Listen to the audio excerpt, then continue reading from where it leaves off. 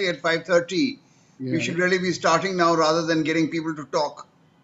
Okay, so in that case, we'll give it a minute or so, or minute or two.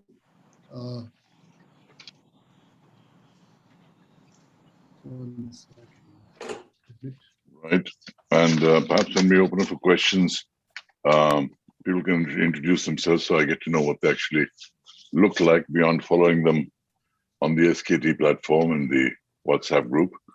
That'll be really nice. Great. Of course, Vishuddha is unmistakable.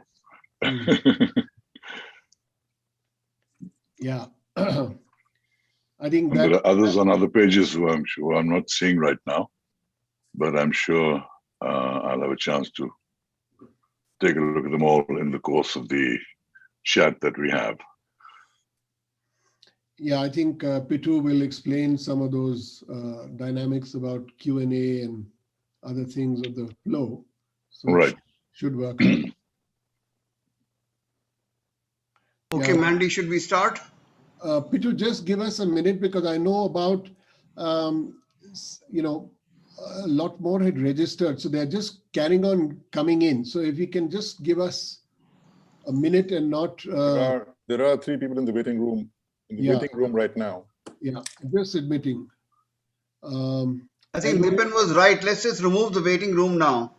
Yes, I think so. Yeah. In fact, if you can remove that German precision time DNA of yours, I think that'll help as well.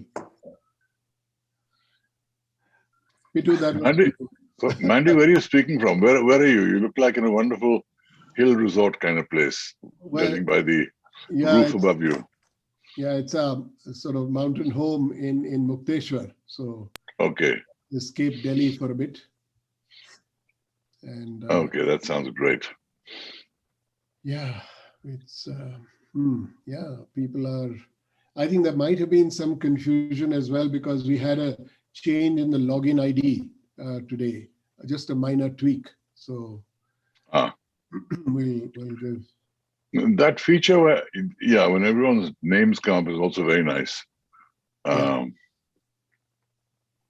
been trying for many months to get rid of that, German precision time gene contained in Pitu Singh. So I haven't succeeded. So I think he's getting very antsy now since we've crossed 3 minutes in a IC. Yeah, I think Mandy will start now. We've got almost 80 participants, so it's doing very good. We've got a lot of people on, and it's time to start now.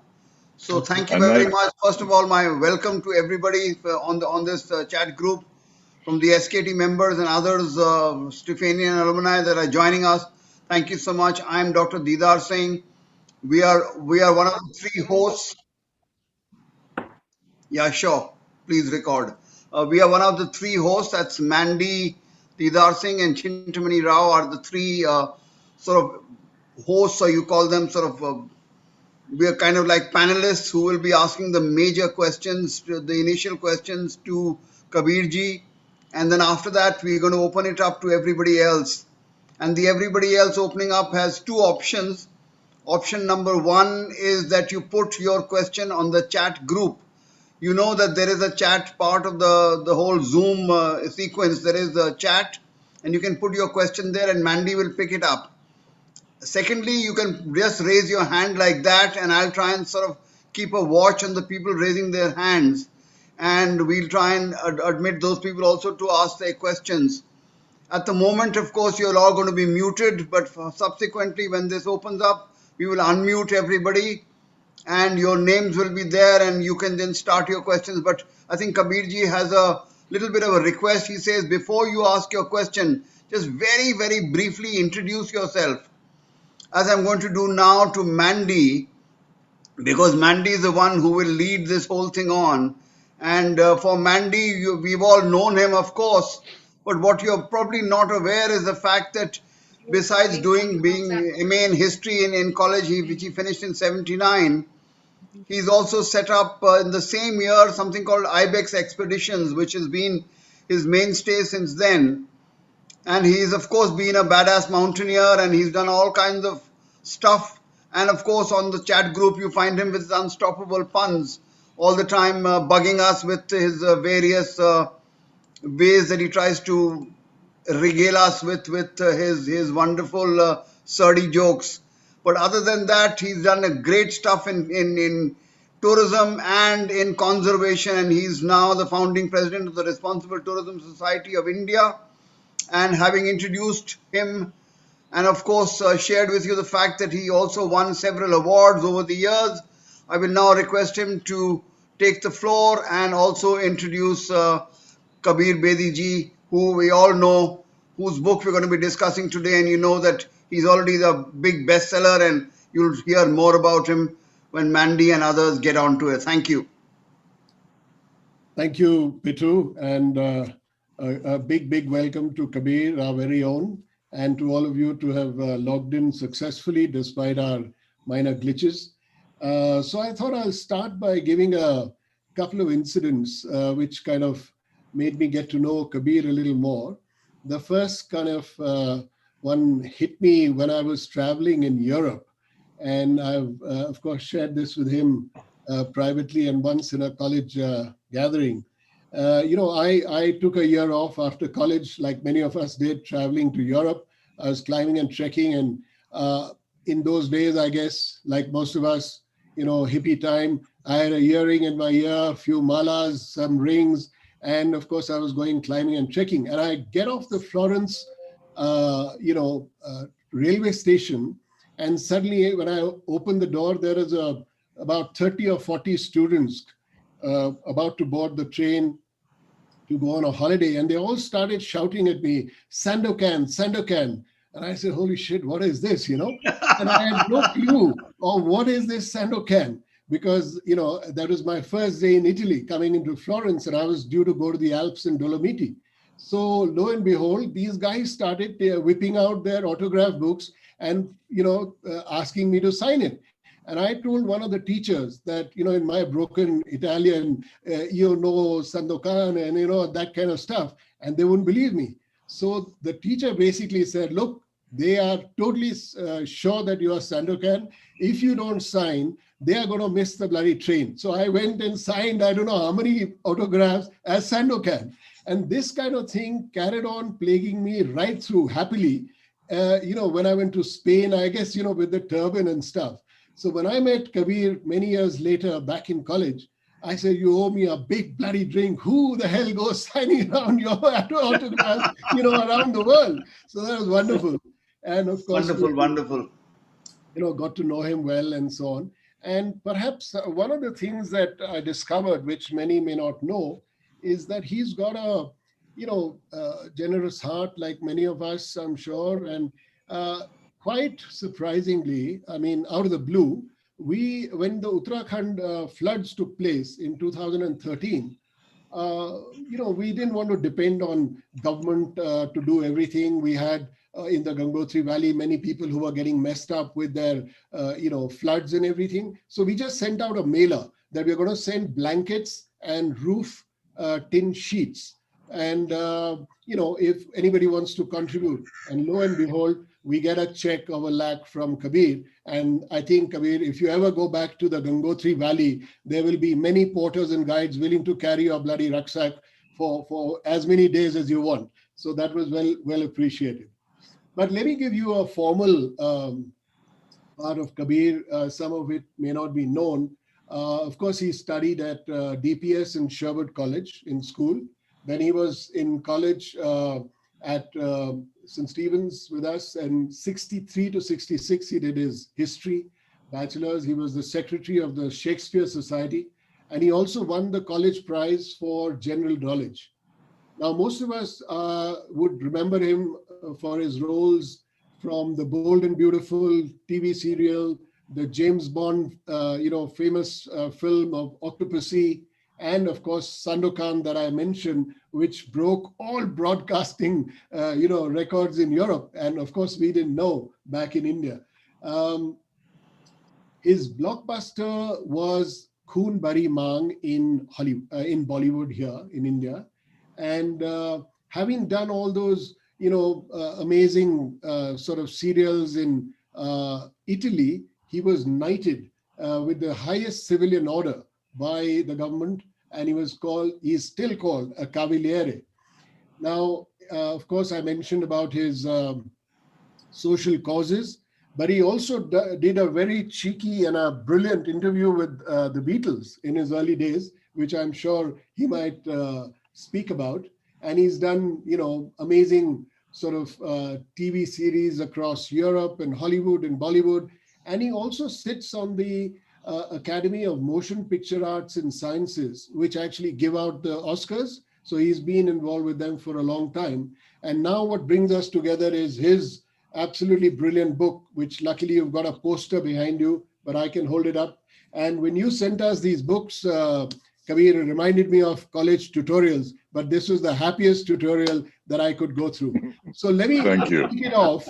Let me kick it off by just asking you that, for me, it was like an adventure story. It was like an amazing book with the spirit of adventure, the way you took on the lives, the ups and downs of life, and taking the rough with the smooth and so on and so forth. But maybe I'll just ask you to get it rolling, that out of all the characters that you played, especially Sandokan, was there a transition, or how much of Sandokan came into you, or any other character that really influenced you in making what Kabir Bedi is today? So maybe you can kick it off with that one. That's a biggie. And thank you for that lovely introduction. No pressure then. So, sorry. I'm really a Delhi boy, St. Stephen's boy, who went from Delhi, Bombay, did advertising, theater, film, Bollywood, and then Sandokan happened. Now, Sandokan was an extraordinary happening for any actor. It is the kind of success that actors dream about. And it was all happening to me. The kind of adulation that I gave the Beatles was being given to me in Europe. So it was certainly a major role. Very interestingly, when you say how much of Sandokan was in me and how much of me was in Sandokan, there's a lot of me in Sandokan, and there's a lot of Sandokan in me. And not because of me, but because the Sandokan was a story of an Asian pirate who fights British colonialism and falls in love with an English girl who then joins him in this fight against the colonialists. And it's an epic love story, epic story of a man's dedication to his country, giving up everything to fight for its freedom. And that was the story of my parents. My mother was English by birth. She met my father in Oxford. She loved England, but she hated colonialism. He said to her, I'd love you to marry me, but when you come to India, you might have to wait outside jails all the time. She said, whatever it is, we'll face it together. And they came back, and she became the Gandhi and he became the communist. And they had differences of opinion in terms of the road, but the goal was the same, the humanity was the same. So my father was my inspiration was Sandokan. That was the spirit that Sandokan had, giving up everything to fight for the freedom of his people. And that remained with me, and I was able to invest the character of Sandokan with that. And I think a lot of that carried because it touched so many people at an emotional level, more than just a thrilling series, etc. The reason it became such an iconic character in Italy, for which I've had a lifelong relationship with Italy, at the end of which, as you mentioned, they knighted me, is because it's a character that really touched the human spirit. It spoke of an individual wanting to have his freedom, a country wanting to have its freedom, living for ideals, and then this magical love story of an Asian who falls in love with an English. So all that was part of my DNA almost. So yes, I invested something in Sandokan, and in turn, Sandokan was a character that was written by one of the greatest Italian writers, Emilio Salgari, who wrote these fantastic adventures all over the world, and he created a character that was marvelous. There had been a few films on Sandokan before I did the series, films that made no waves whatsoever with world champion bodybuilder Steve Reeves, etc. No waves. But somehow the director directed, the writers wrote, the cameraman shot, everyone came together, especially the music, in a way that the series became iconic. And with it, I became iconic because I played the role of this legendary character called Sandokan. So, Kabir, just before I pass you on to Pitu, can you just relate one interesting incident, which just shows the popularity of Sandokan? I believe when you went to that departmental store, that is just amazing. It's actually out of a movie scenario. So, can you just relate that incident to some of us who may not have read your book? Well, I hope everyone reads my book eventually. But what happened? This happened in Spain, not Italy. I'd been called for a signing of this book, of this Sandokan book, which had been issued. A very strange thing. It was they did a novelization of the story of the series and illustrated it with photographs from the series. So it became this strange hybrid novel / documentary, beautiful book. And I went to this department store called El Corte Inglese, which is the biggest department store in Spain. And the signing was on the 10th floor. And I went, it was surrounded by people, security all around me. We went up in the lift and I went and sat down at the table and I started signing the first few books. And the manager came to me and he said, "You must leave, sir." I said, "Why? I just got here, I'm signing." He said, "No. No. This building is not designed to have so many people. Every floor has got fans trying to get up here. The building will collapse." I said, "You're joking." I really thought he was joking. He said, "No, people will die. You have to leave." I had no choice. So the security got me to the lift and the crowd elbowed them out of the way, got into the lift with me, came down the lift, everyone hugging me, kissing me, wanting signatures. I came out of the lift. I looked around, there was this mob. I dashed through this mob onto the street. There were more people and they all came like a tsunami towards me. And I'm thinking, this is dangerous, man. So I jumped onto the bonnet of a car. So people were grabbing my legs. And I jumped onto the top of the car. From there, I jumped from car top to car top. And all the cars stopped in a jam because of the traffic jam. From car top to car top till I reached the end of the street and finally found a passing car and begged them to take me back to my hotel. And I got back to the hotel for the price of a few signatures. But that was a kind of popularity that Sandokan had, not just in Italy, but across Europe. Yes. And I won most of the popular film awards that year in France, Télé Séjour in France, the Golden Otto in Germany. Right. It was just a continent-wide sensation, not only Europe as we know it, even Eastern Europe, which those days was the communist bloc. Hungary, Yugoslavia, Romania, Bulgaria, all these countries. And the communists saw this as an anti-colonial crusade. So they welcomed this hero because they saw it as an anti-colonial thing. Mm-hmm. The Italians saw it as a great romantic adventure. Everyone saw in what they wanted to. Yeah. And it all contributed to make me a star in Europe. Wonderful. Wonderful. So Kabir, we're going to take a break and actually invite Pitu Singh formally, who actually he read history at St. Stephen's from 69 to 72. He then did his MA till 74. Then he also taught in 74 to 76 before he joined the IAS, where he retired as the Secretary of the Ministry of Overseas Indian Affairs. Now, don't read too much into that, but that was what it was called. He was also the Secretary General of the FICCI, and he was awarded an honorary doctorate from the University of Birmingham. But why a lot of his students and others would remember him is that he also was famous for kicking open the doors of cellar discotheques. And, as it was beautifully put by Sunil Lal, one of our friends on the group, that he's the best principal of St. Stephen's that we never had. So over to you, Pitu. Okay, thanks, Mandy. That's a wonderful introduction. A bit too much about the cellar days, but those were great days. Yes, certainly. But Kabir, let me take you straight to college. Actually, we are really, really proud of you being a Stephanian and you're being one of the persons who's reached whatever you have and written this wonderful book that we are talking about today. So let me ask you specifically and directly about St. Stephen's, because in the book you mentioned that you didn't even have the money to pay the fees. Yeah. And getting into college was a real issue for you. You were unwell and you were all kinds of things. So you tell us something more about that, and maybe you want to finish that by mentioning something that you remember from college. Right. Let me say that I'm very proud of being a Stephanian. I've always thought of that as a great badge of honor. And wherever in the world I've been, all I had to do was check out the nearest embassy or the nearest consulate, and I'd find fellow Stephanians there inevitably. So it was a great source of comfort for me to be a Stephanian. And occasionally, get a few favors done on things that I needed on passports and visas, etc. So that was very helpful.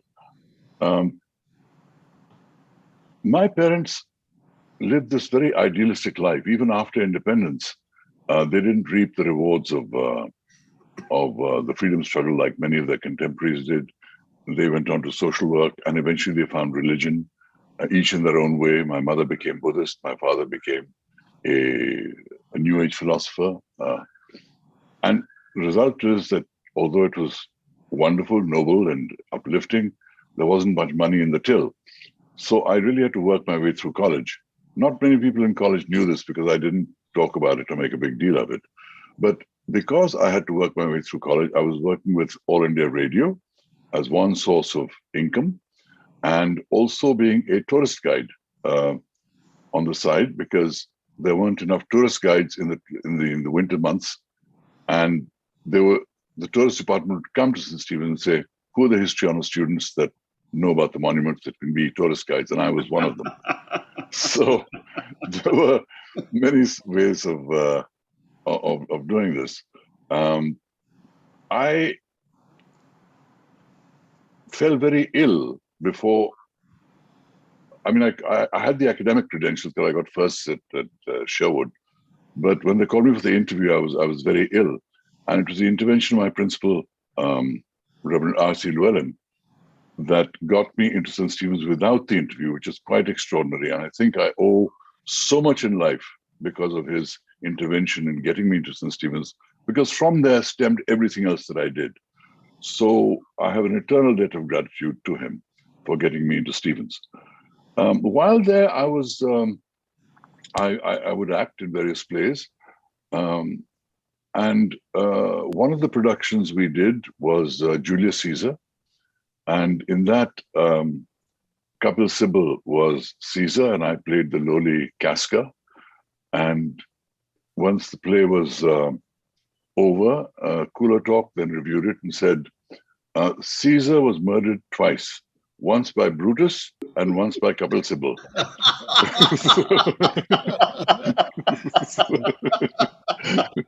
So that was one of the memories I have of college. The other, of course, is the wonderful samosas Sukhiya used to give us outside the canteen, which have remained in my mind forever. And I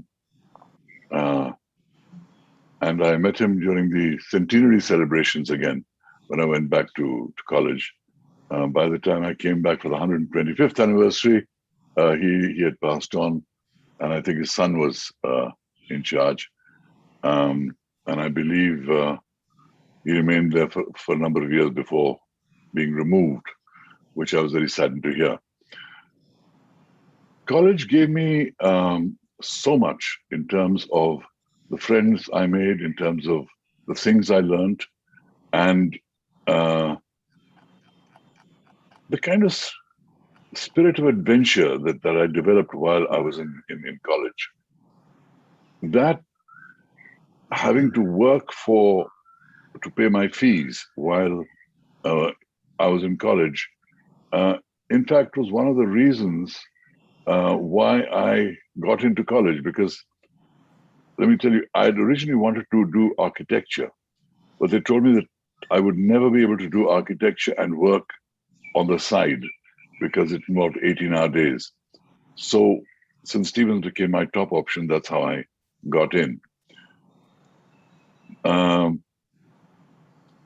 had many wonderful friends in college, too many to name, but I see some of them here. I think I saw S.Y. Qureshi out there, my friend Shekhar Kapoor, who became a big director, many other friends.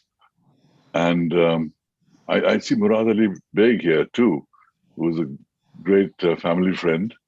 His mother and I are also great friends. And there's so many links I see with so many people, but let me get on with your questions before I talk to people individually and thank them individually. Okay, Kabir. Now here's my second and very serious question, because in college we never let anyone get away with just giving poos pass. Now you've called your book "Stories I Must Tell." Now we all know that in culture and in philosophy and in religion, stories are always used to guide people into a particular way of, a religion or a philosophy or whatever. Tell me, what is your objective? Why are you telling your stories? Firstly, I think I've got a bloody good story. It's got all the drama of a Bollywood film, all the drama of of a thriller. It's all the ups and downs of a roller coaster. Because I've seen extraordinary success, I've also had some really terrible setbacks. I've been with some marvelous women, lost relationships, um, faced bankruptcy personally, faced the suicide of my son. So it's been a, a journey filled with all kinds of ups and downs. And even in the final chapter, how I resurrected myself from the ruins of where I found myself. These are all parts of my story, and really it is to share with people what it is like to live the life of an actor, which is probably the most insecure profession in the world, because it doesn't always depend on what you do. You're always dependent on other people to pick you for that role. Films can be successful, or films can fail for no fault or credit of yours. You're always facing the fear. And this happens with every actor. The biggest actor is fearful that his next 3 films will fail and he'll lose it all.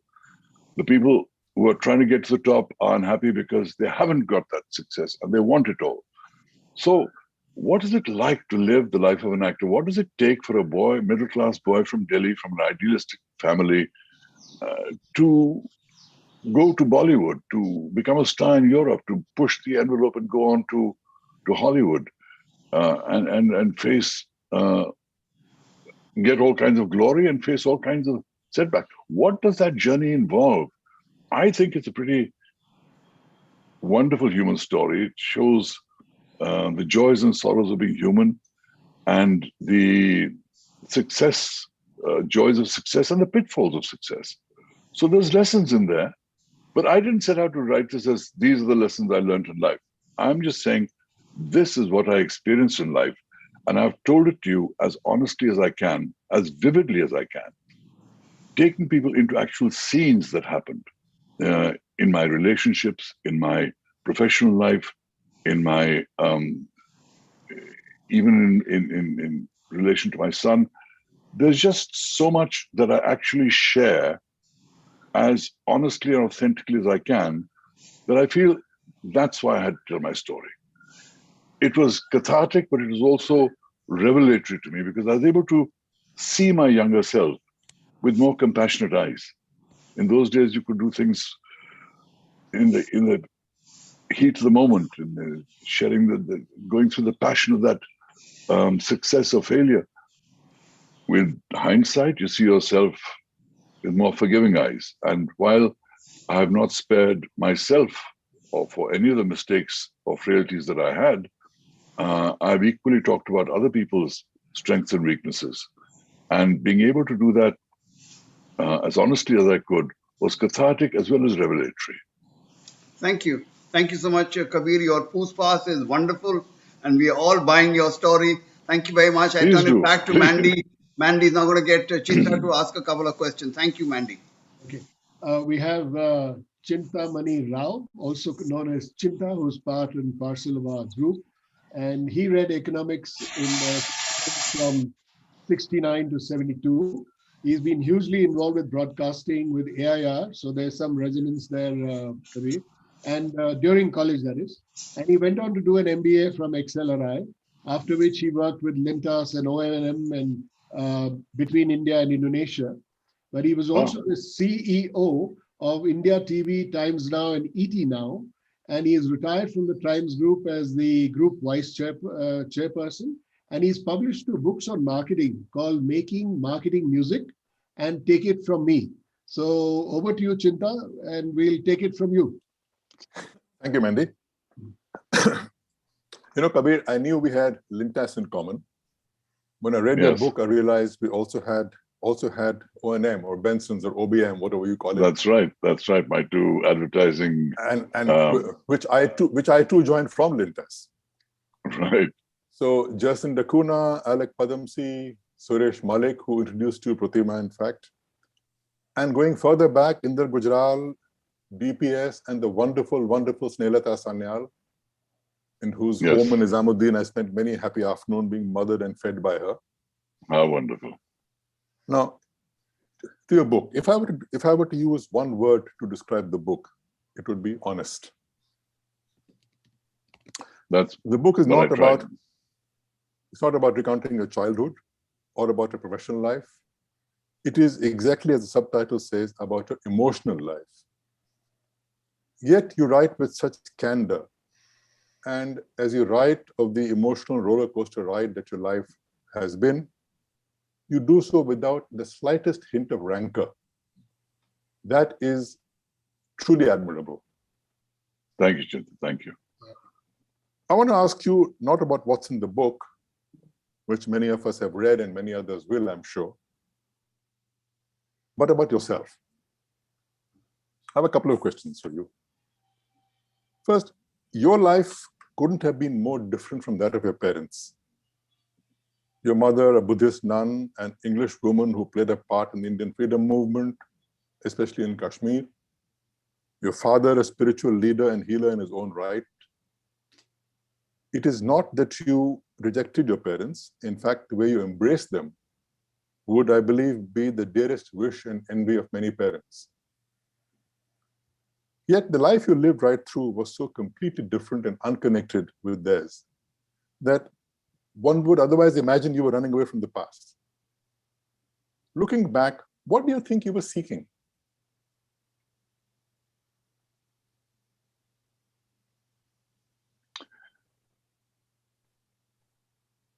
I was seeking to make a life that was interesting, that was fulfilling. And let me say that even though the path I chose was very different from my parents, the strength to choose the path less traveled, to do something unconventional for my family, came from them. Because my father's example, my mother's example showed me that you didn't have to do the usual things, the usual careers. You could, and I figured, I understood that I could do something that nobody in my family had done before, because those were the things that were calling me. And once I had that breakdown with All India Radio and I knew I had to move on, I thought about what I should do in life. I considered a lot of professions, the IAS, the IFS, writing, journalism, tourism, number of things I thought about. But what excited me was the performing arts, and more particularly because I didn't see myself really being an actor. I thought I'd become a director because that has all the arts in it. And I set out to Bombay to become a director. So that's what I was seeking. And that's why I joined advertising, because those days there were no film schools. So I had to perfect my art, learning how to make ad films, first for Lintas and then Ogilvy and Mather, with all the wonderful people that you mentioned. It was just my good karma or serendipity that my boss happened to be Alec Padamsi, who was a guru of theatre in Bombay. And he picked me first for a normal play where I impressed him, and then he put me as the lead in Tughlaq, like Girish Karnad's Tughlaq, which then became such a success that it led to other things. So once that journey had begun, it wasn't a question of me seeking to become, I thought I'd become a filmmaker later. Film industry mein ghus jao, baad mein dekhte hain kya hota hai. You know, but that never happened. Acting took over, and then the Italians came and they picked me out of all the actors they saw in different Asian cities. to play this role, and then stardom took over. So I didn't get what I was seeking, which is to be a director, but I found myself in the performing arts getting far greater adventures and satisfactions than I even set out to get. So the journey took me over, and I became an actor almost by default. But by the same token, when I became an actor in Bollywood, I realized very quickly that I didn't enjoy singing and dancing. I love watching singing and dancing on the screen. Don't get me wrong. I love watching. Nobody does it better. It's as organic to Bollywood films as opera is to the Italians. And we have the best choreographers and musicians in the world. But I was not a singer-dancer. And I realized if I want to be a hero, then that's what I'd have to do. And since I didn't enjoy it, I realized that if I wanted a career as an actor, I would have to look further afield. And that's why when the Italians came to me and said, come to Rome and be auditioned at your own expense, I didn't quibble with them and say, wait a minute, I'm an established actor, how can you ask me to pay for myself? I went because I saw it as a possible opportunity. And I think that ability to recognize opportunity has always been in me. And opportunity is a strange thing. It can be something you overhear at a party. It can be something a casual sentence you read in a book and you think, my God, I could do that, and it can change your life. Question is being open and receptive to that opportunity and being alert for it in terms of where you want to go to. And that's what I was, because once I began that path of being an actor, it was then a question of how can I push the envelope even more and go to Hollywood now? Let's see what happens in Hollywood. So that was my journey. It was different to my parents' journey, but the spirit they had gave me the confidence to be different. Yeah. Thank you. You know, another thing struck me very much as I read your story or your stories. As an international actor, you led a peripatetic life, had hectic schedules, long absences from home, wherever home happened to be at that time, all the demands of celebrity. Add to that the emotional upheavals, the 4 marriages and a long eventful relationship, yet you have been so close to your children. Yes. How do you do that? What can today's young parents who complain about the pressures of their professional lives and the pressures of making their place in the world, what can they learn from? Well, I'm not sure I'm a role model for that, but let me just say that the relationships that I entered, marriages that I made, were never made with the intention of divorce, but they happened. For whatever reasons, all outlined in my book, shared with great openness. But I never divorced my children because I always saw my children as my children. So wherever I was in the world, I made sure they came to me whenever they had vacations or when I could come to India and spend time with them. I think the important thing for children to know is that they are truly loved. They're truly loved. And that's what I gave to my children. And I think that's why they have remained so close to me, because they know that given the life I had and the choices I had to make, I never lost sight of the fact that I am their father and they need me. I don't pretend to be a friend to my children. They have lots of friends. They don't need a friend. They need a father figure. And that's what I was to them. And it's a question of reaching out to them and making them feel they have a father who's there, who cares. And while people talk about the need for quality time, quantity does matter.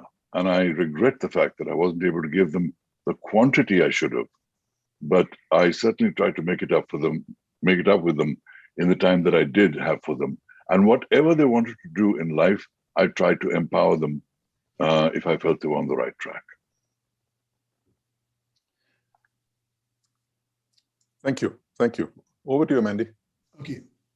Thanks, Chinta and Kabir. That is great. I think we will now take one question from the chat box that I saw. And that's a technical bit. Kabir, George Abraham is asking if your book is available on Audible, which is, if you have It that will be. facility or might It will be. It will be available on Audible very soon.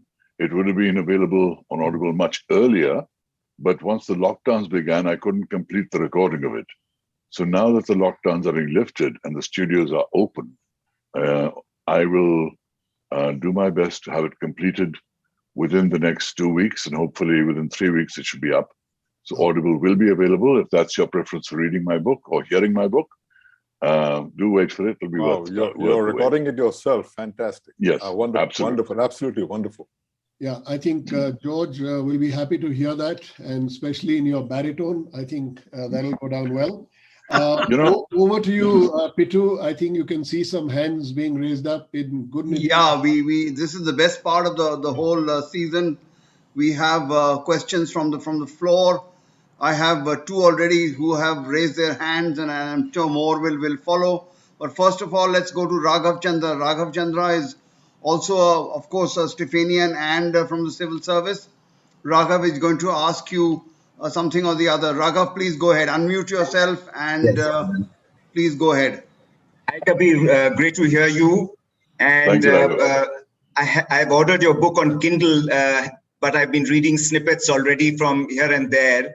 And Great. the sense I get is from the earlier autobiography or biography I read many years ago of Roger Vadim, the famous director who married the most beautiful women of his days.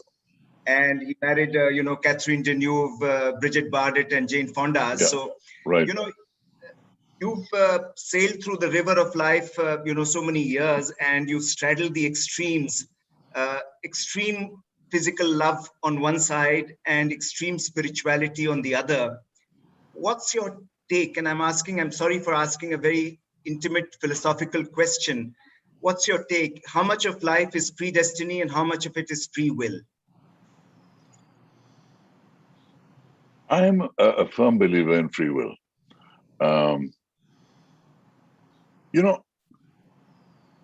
Like I said in my book, you could say that Van Gogh was destined to become a painter because that's all he could ever think about.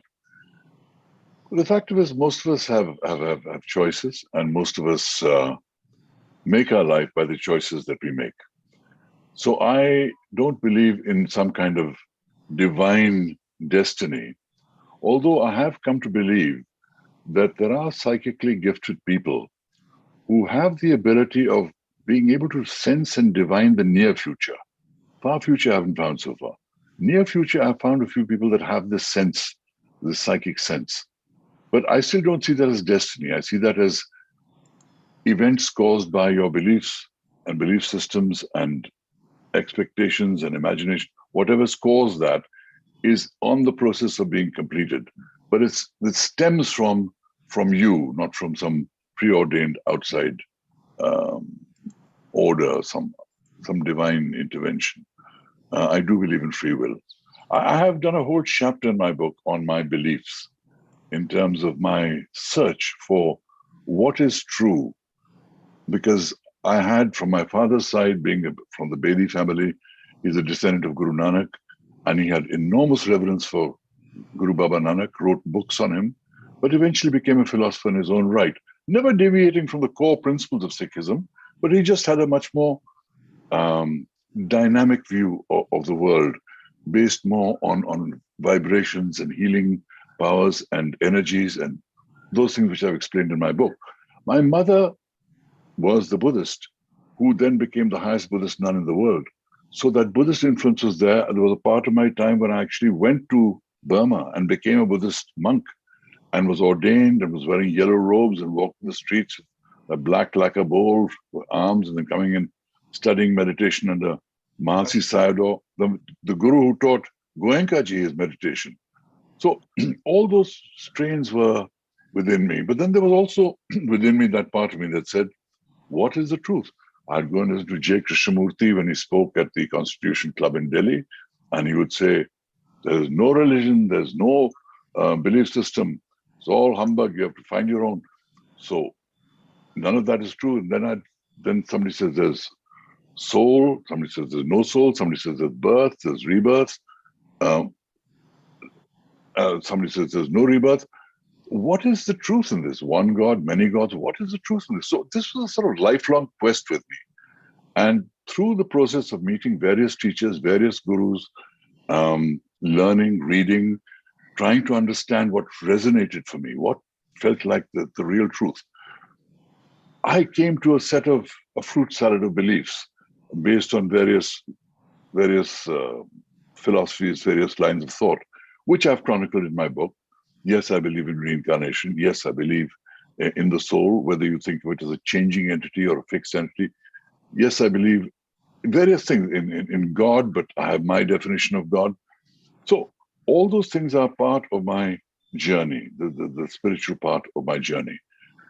But your question really was to say, do I believe in free will or destiny? And my answer to that is free will. Thank you. Thank you.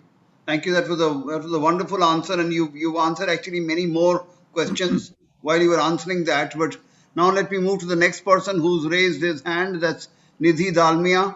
Would Mr. Dalmia please go right ahead and ask his question or his comments or whatever he wants to do? Thank you. Sorry, Pitu, 1 second. Just a quick observation. I want to ask Kabir, was it the Sikh in him that made him a seeker? But anyway. But anyway. Is it the Punjabi in you that made you pun? There you go. Touche. Okay, over to you, Gunnidhi. Too good. How did you manage to show and not tell? Because that's very important in being an author, and your experience has been in many other fields, but not as an author. So how did you manage to do that? Well, that's one of the things that writers are always told. Show, don't tell. I've done a mixture of both, but largely I've shown. Being an actor, being given lots of scripts in my life, reading things always in terms of scenes, that's show. It's not tell. You don't say, he went in and had an argument with this man. You have to actually make that argument concrete. You have to go through the process of the argument, the emotions of the argument, the beginning, middle, and end of a scene. So that training of seeing scenes has remained with me. And anything that was a scene in my life that affected me remained vividly in my mind. So a lot of my books seem cinematic because it is told in vivid things. Now, I haven't told my book in a linear form. It doesn't start off by saying, I was born in the huts in Lahore, then I moved to Kashmir, then Delhi, none of that. It's told as a series of stories because that's the only way I realized I could tell my story interestingly. So each story has a beginning and an end. They're of different lengths and they cover different periods of time, often overlapping in time. So I had the freedom of going back and forth in time while telling my story, so that at the end of it, the totality of those stories become the story of my life. Therefore, in telling this story, I found that the best way was to tell it in scenes. So it's not a scenes that run like a movie from beginning to end. Those scenes come, but they come out of order. And yet you get the feeling of being shown, not being told, because those scenes are so vivid. Wonderful. Thanks, Thank Kabir. you. I think you, as usual, again, given us a lot of food for thought. But now we're moving to Rajul. Rajul Kulshestra has a question to ask or a comment to make. Rajul, please go right ahead. Hi, Rajul. You need to unmute yourself. Rajul. I'm doing that. Now, can you hear me, Kabir? Yes. Hi, my name is Rajul. I'm yes, class hi. of 85. Hi. Right. Class of 85. I also read history in St. Stephen's. And I'm also from advertising. I run a media agency. It's called Madison Media. I'm the CEO there. Madison's well known. Madison's big. Yeah. We're trying to get bigger. But that's all right. I'm sorry I've not read your book as yet. Okay, but I have two observations from the the general conversation and from the way that, I mean, Chinta actually spoke about the book. The book seems to be a kind of unburdening to me. I mean, is that true? And does it help? Because I think I also have a story that I want to tell. I'm afraid of being honest about it because there is a lot of stuff that you could end up with egg on your face. But is this book of yours kind of an unburdening? It is an unburdening. I'd come to the point where this story was just bursting, waiting to come out of me. And I delayed it long enough for one reason or another, one distraction or another, one film shoot, another film shoot. And also, I wasn't clear how I was going to tell the story. So once I became clear that I wanted to tell it in the form of a series of short stories that overlapped, that came together in the end, then once that was clear, I just wrote it in a fevered passion almost.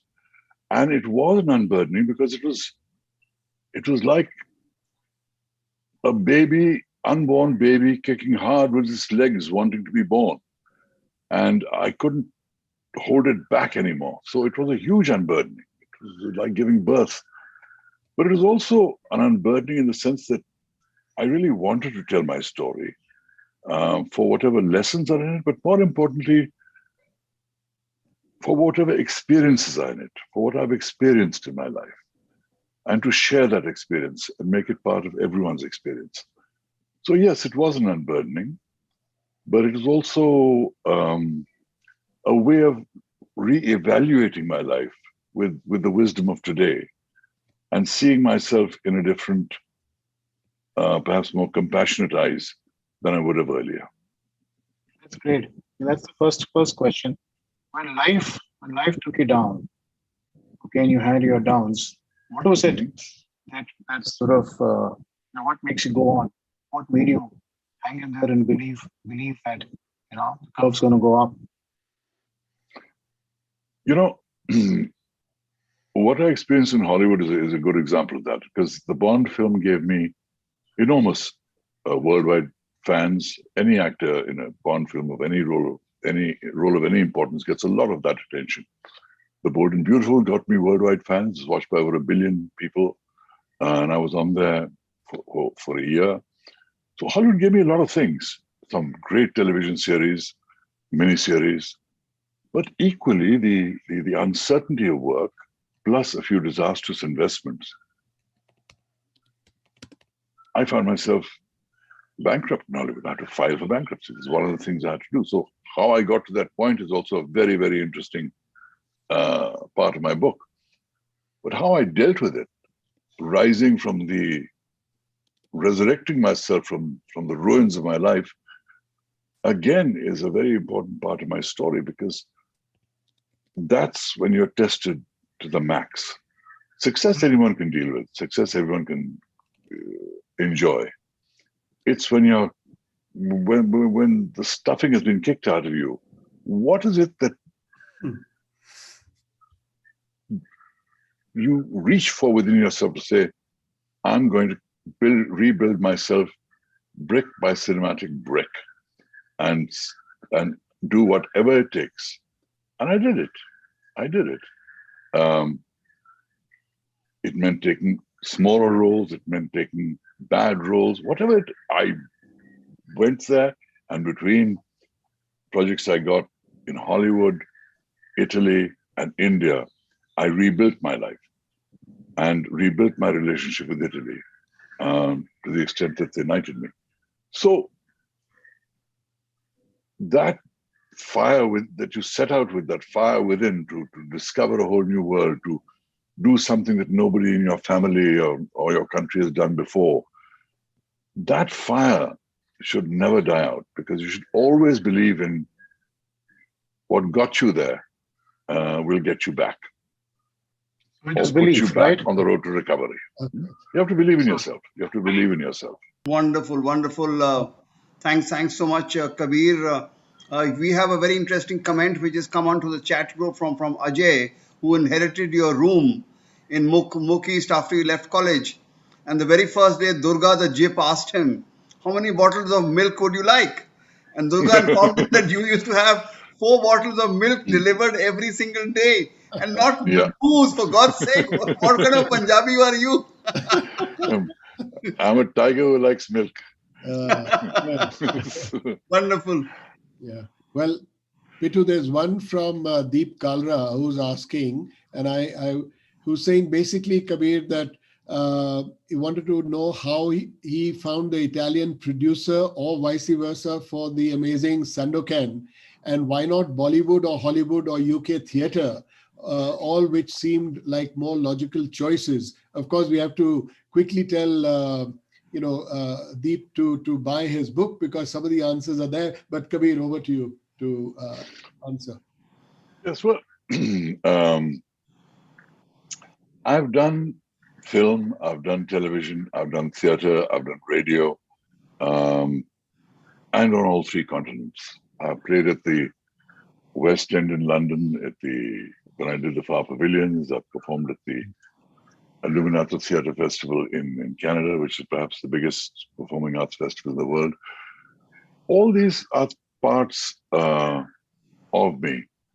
And in a sense, some things you don't decide. Some things, sometimes just events take you and make things happen, at least in this profession, because it's a very unstructured thing. So when I set out to find roles abroad, I wasn't thinking I'm going to do theater, I'm going to do, I was just there saying I need to find wider horizons. And the producer that came from Italy to look for Sandokan was looking for the best actor in Asia to play that role. And they met me and they liked me, but they still carried on with their tour. And it was Bollywood that made me known as an actor. So I have to thank Bollywood for establishing me as an actor. So I was in consideration for that.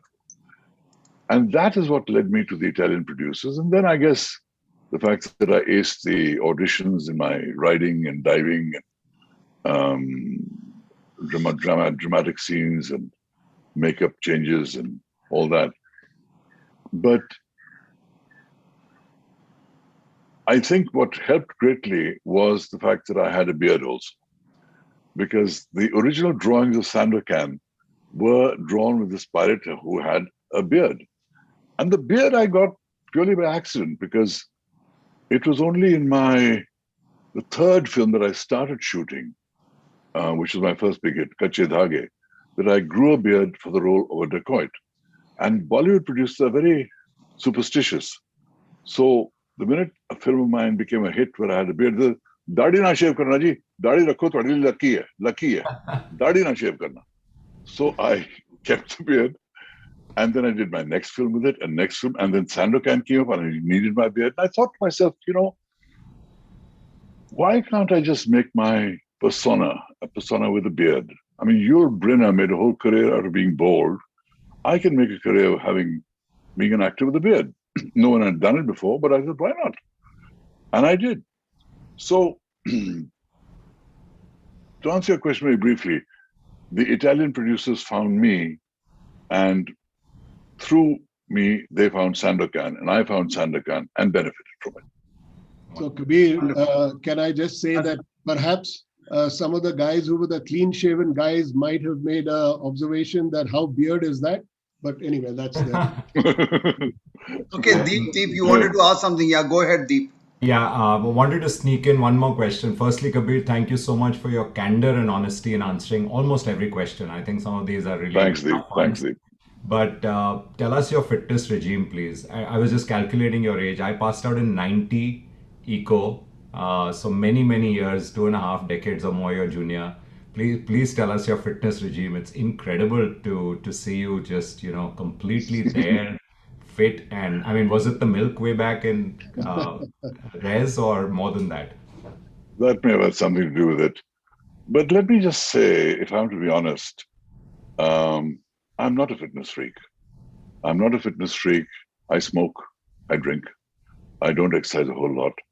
I am blessed by my parents and by my constitution. I do eat as sensibly as I can. I eat a lot, but I try and follow certain dietary regimes that minimize the fattening effect of food. But there is one little nuska I have, which I must tell you.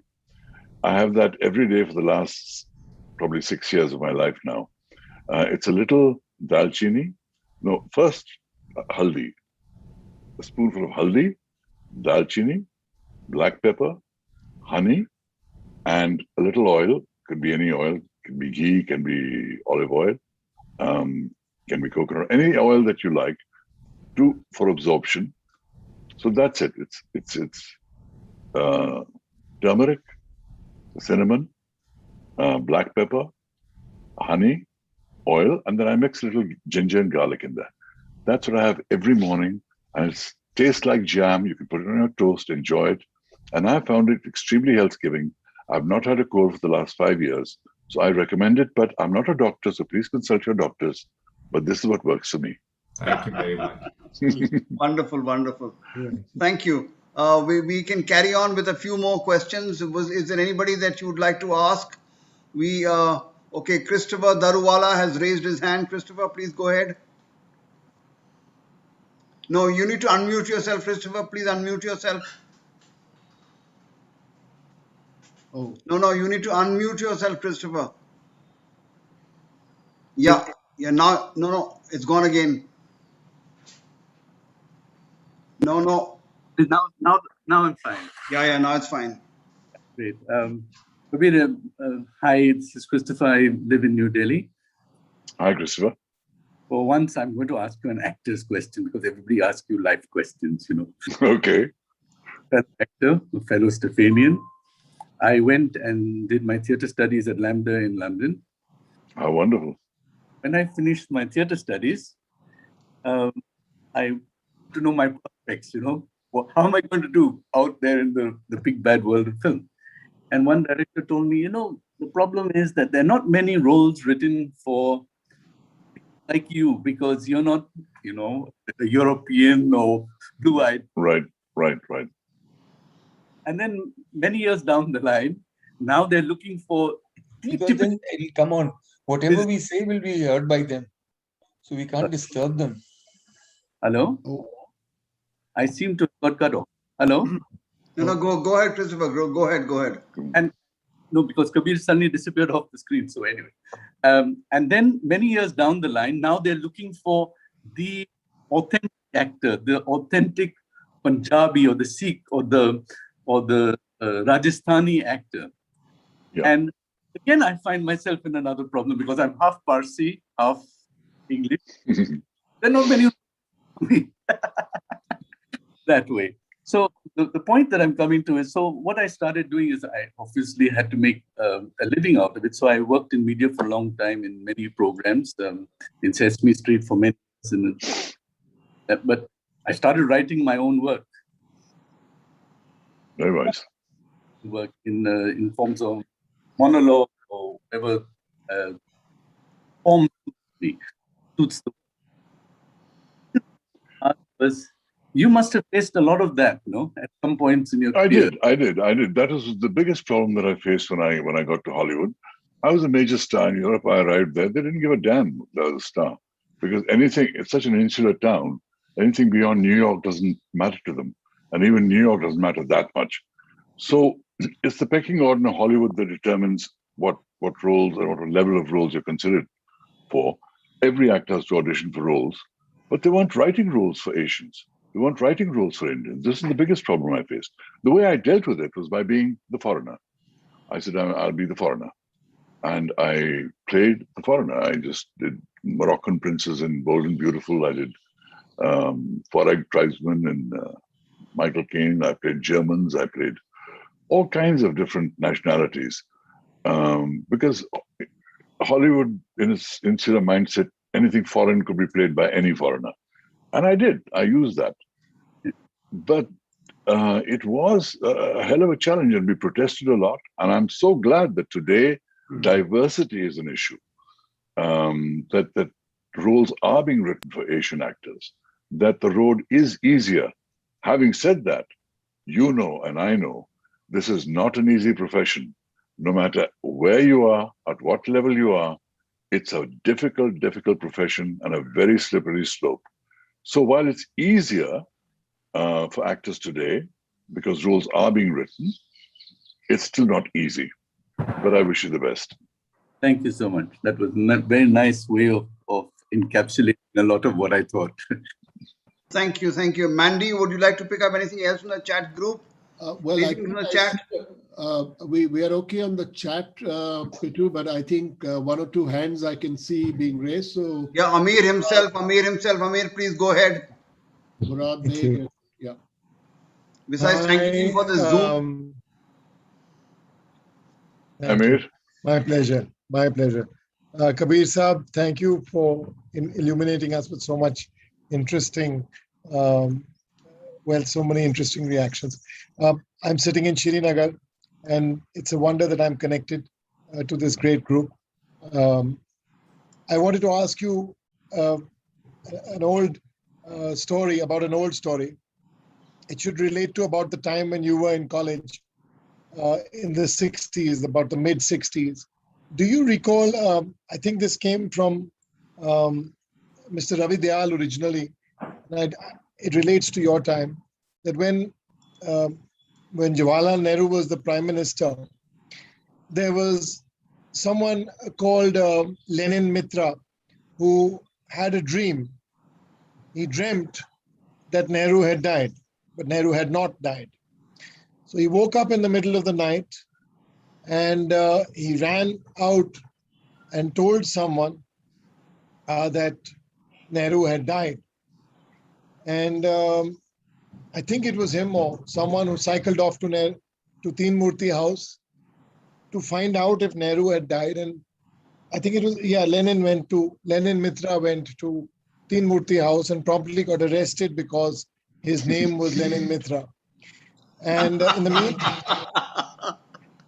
in the meanwhile, the story started spreading in the res in Stephens.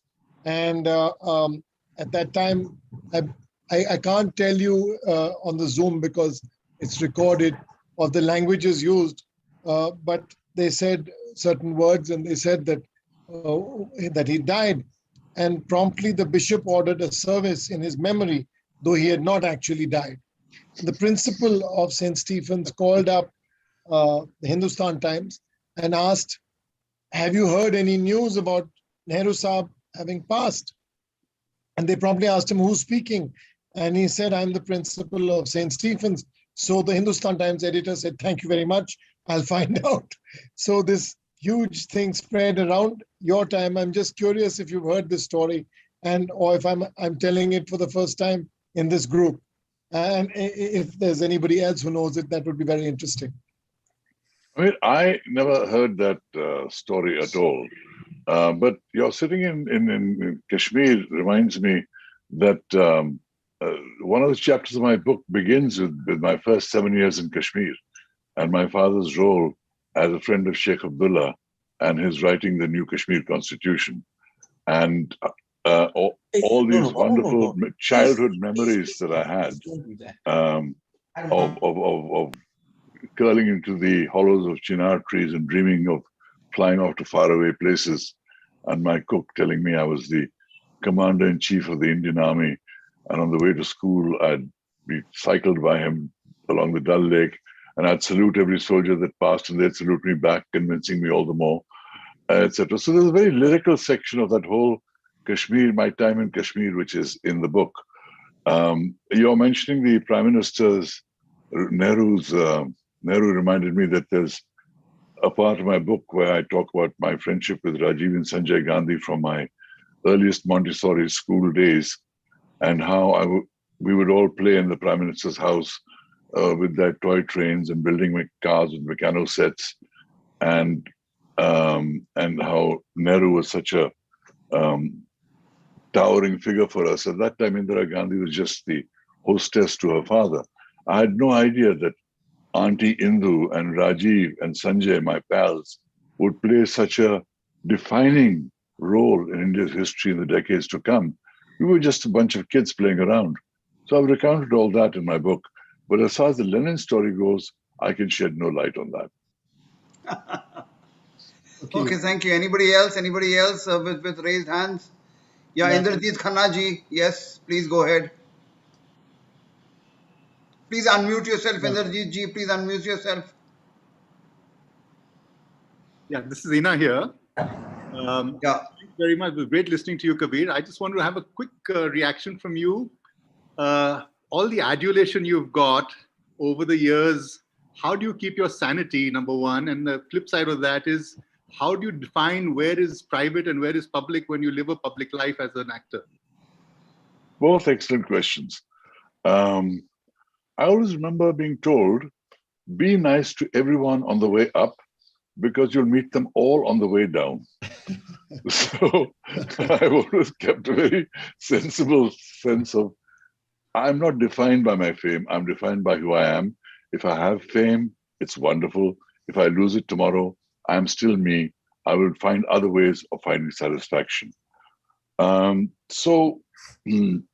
That is the first question. The second question, your second question was? The second question really was, how do you define your own limit of being, a public character? Where do you define your line of privacy versus being a public character? Right.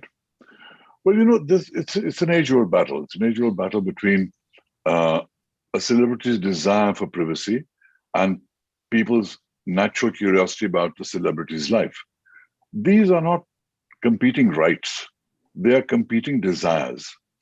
And you have to find a balance, as they say, between the two of them. But the fact of the matter is that if somebody becomes a celebrity after working so hard in a profession that makes you a public figure, you have to expect that people will be curious about your life and need to know something about your life.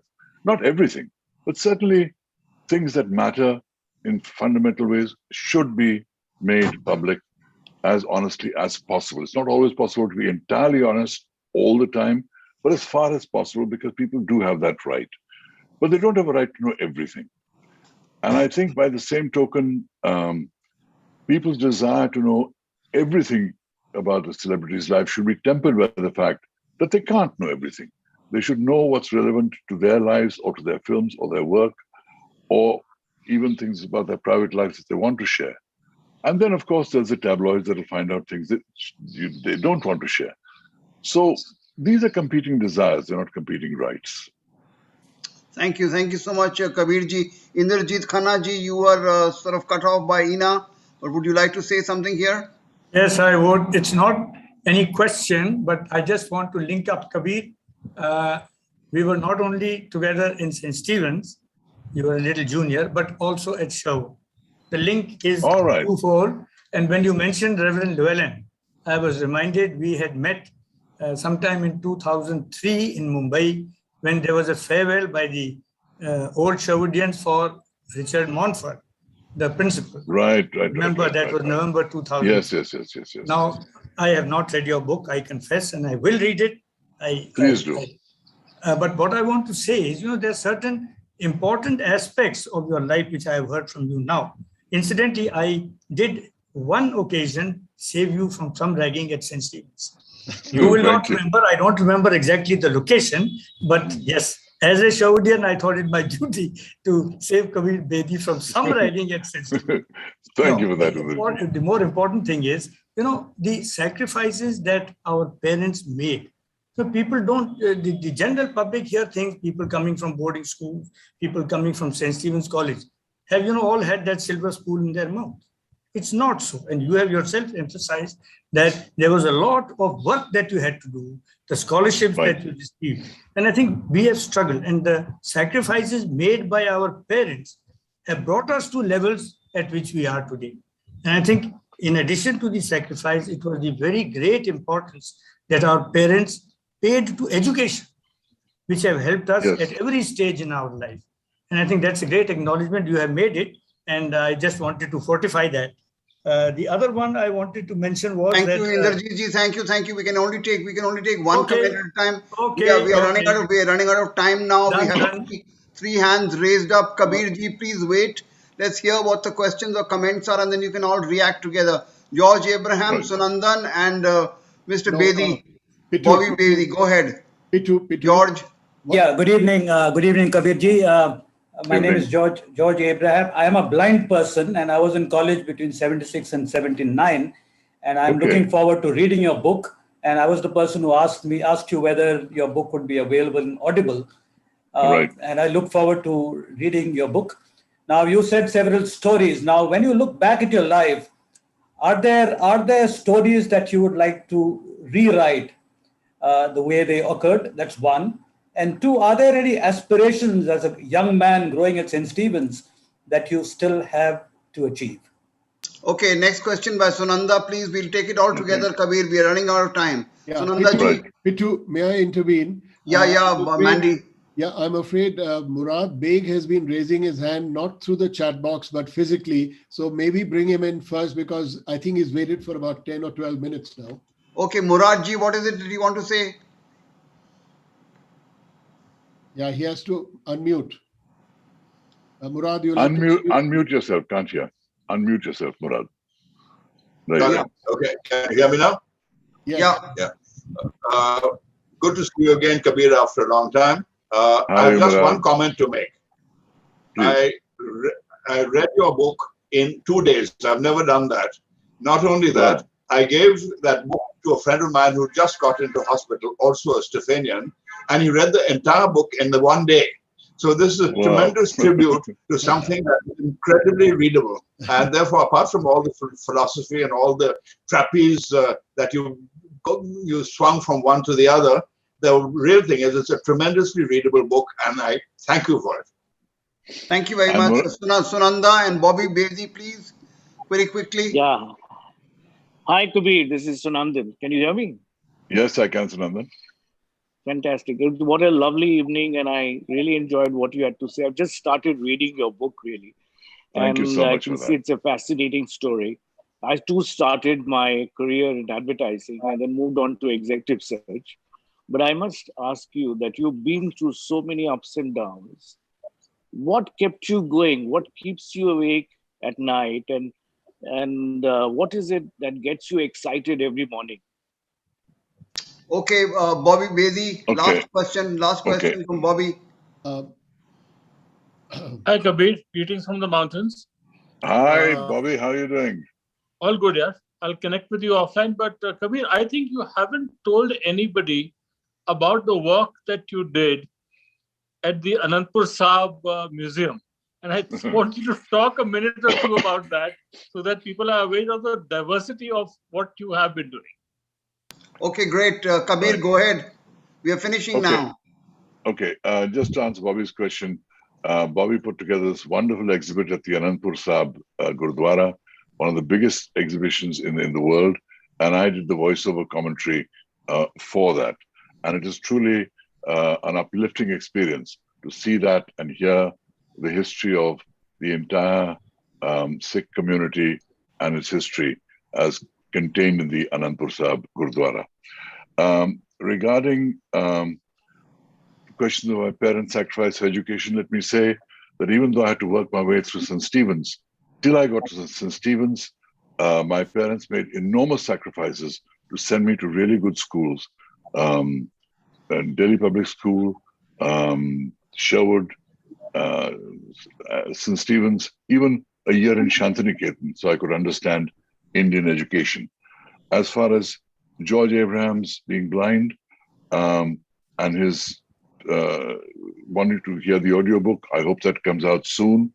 I want to say that one of the charities that I support very strongly is Sight Savers India, who do millions of free operations across India. And I urge everyone to support Sight Savers India's work because it's truly fantastic what they're doing. And